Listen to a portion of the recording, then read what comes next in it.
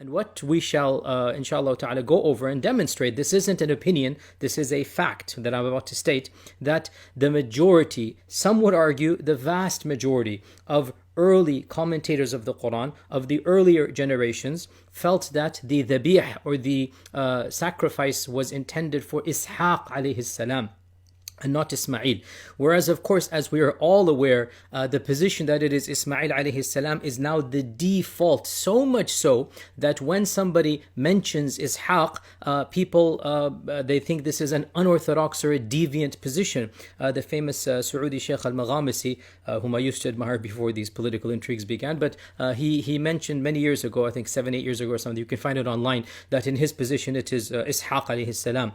And subhanAllah, it caused an international controversy. Even students of knowledge and ulama, a'udhu billah, this is like a dal mudil position, how dare you, whatnot.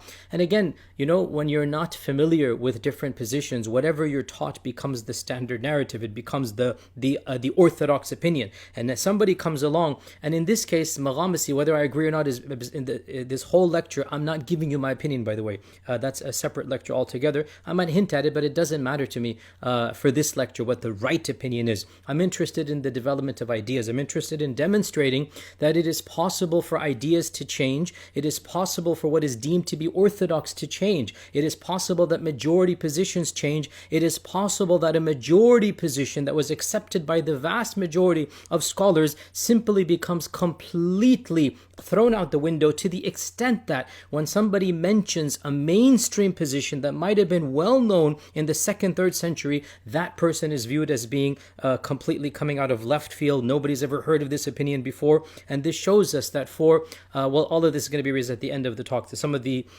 points that we can benefit from all of this. Now, the argument that I'll be making is, of course, and this is not an argument, I should take that back. The facts that I will be presenting, this is an open-shut case. The facts that I will be presenting is that there was a seismic shift in how our scholars of tafsir viewed the story of Ibrahim and who the sacrifice was. And that in early Islam, the vast majority of the giants felt that it was Ishaq alayhi salam.